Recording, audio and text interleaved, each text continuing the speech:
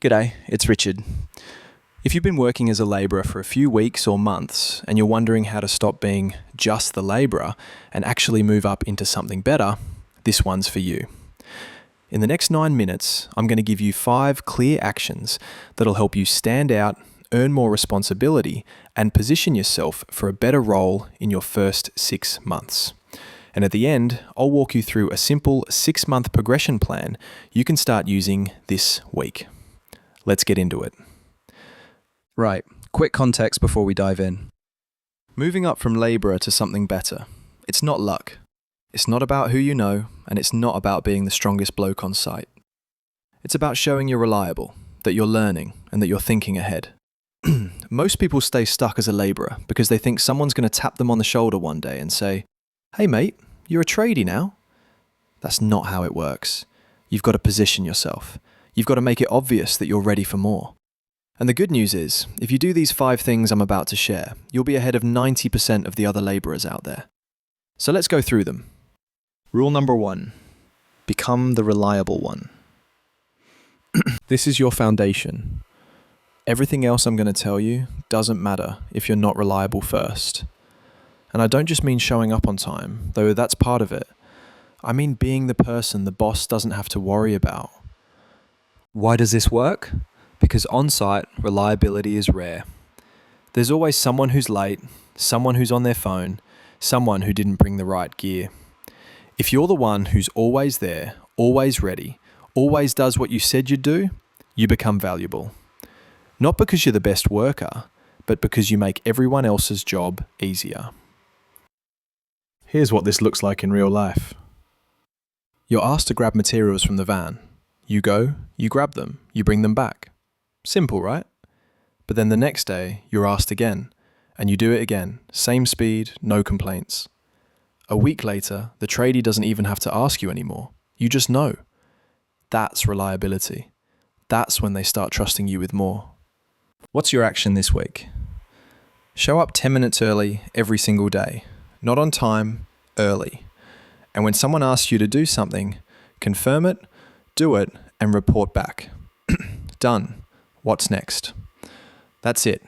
3 words that make you memorable. Rule number 2. Learn the basics fast. You're not trying to become a tradesman in 6 months, but you do need to know the language, the tools, and the common tasks. Because the faster you learn, the faster you stop being just the labourer and start being useful. Why does this work? Because when you know what a spirit level is, or what noggins are, or how to mix render, you can take instructions faster. You stop slowing people down. And when you're not slowing people down, they start giving you better tasks. Here's an example. You're working with a carpenter. He says, "Pass me the speed square." If you don't know what that is, you're going to stand there looking lost, or you're going to grab the wrong thing. But if you learned it last week, you grab it in 2 seconds and he keeps working. That saves time, that builds trust. What's your action this week?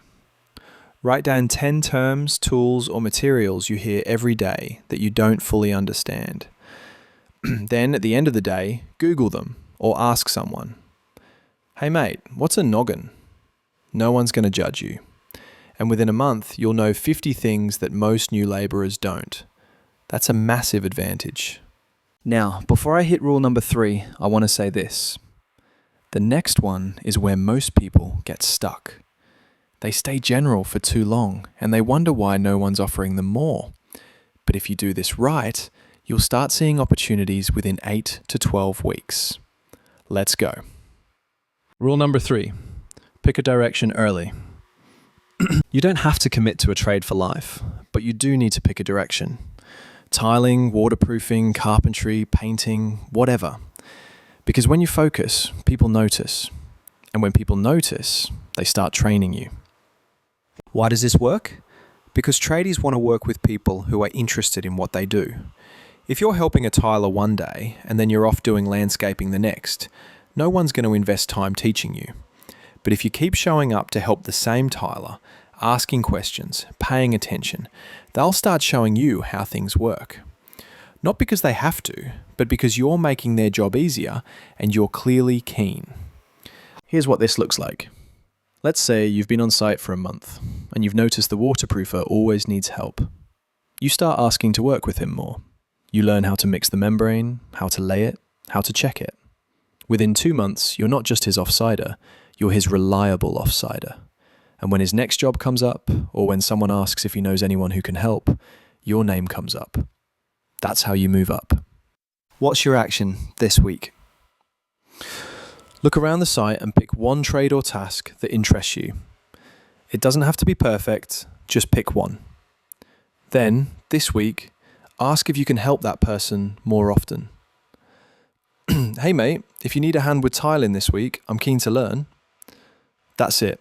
One sentence. And if they say yes, show up and pay attention. Rule number 4. Ask for responsibility the right way. You can't just wait for someone to give you more to do. You've got to ask. But there's a right way and a wrong way to do it. Why does this work? Because most labourers never ask. They just do what they're told and hope someone notices. But bosses and tradies are busy. They're not thinking about your career progression. They're thinking about getting the job done. So if you want more, you've got to ask. But you've got to ask at the right time. And you've got to ask in a way that makes their life easier, not harder. Here's what this looks like. You've been on site for 6-8 weeks. You're reliable, you know the basics, you've been helping the same tradie a few times. One day, when things are calm, maybe at the end of the day or during smoko, you say this. Hey mate, I've been learning a lot working with you. If there's anything extra I can take off your plate, even small stuff, I'm keen to do it. That's it. You're not asking for a promotion, you're offering to help. And 9 times out of 10, they'll give you something. Maybe it's just marking measurements or cutting materials or setting up. But that's more than you had yesterday. What's your action this week? Find one person you've been working with regularly and use that exact line. If there's anything extra I can take off your plate, I'm keen to do it. Don't overthink it, just ask. And when they give you something, do it well. Rule number 5, track what you learn and bring value back. This one's simple, but most people don't do it. You've got to keep track of what you're learning and you've got to bring something back to the site that shows you're thinking. Why does this work? Because it shows you're serious. Anyone can be a labourer, but if you're taking notes, if you're remembering things, if you're coming back the next day with a solution or a question that shows you were paying attention, that's different. That's someone who's moving up. Here's an example. You're working with a plasterer. He mentions that a certain mix ratio works better in hot weather. Most people forget that by tomorrow. But you pull out your phone at lunch, you write it down. Next week, it's a hot day, and before he even says anything, you mix it the right way. He notices, and he thinks, this bloke's switched on. That's value. What's your action this week? Start a note on your phone called Site Knowledge.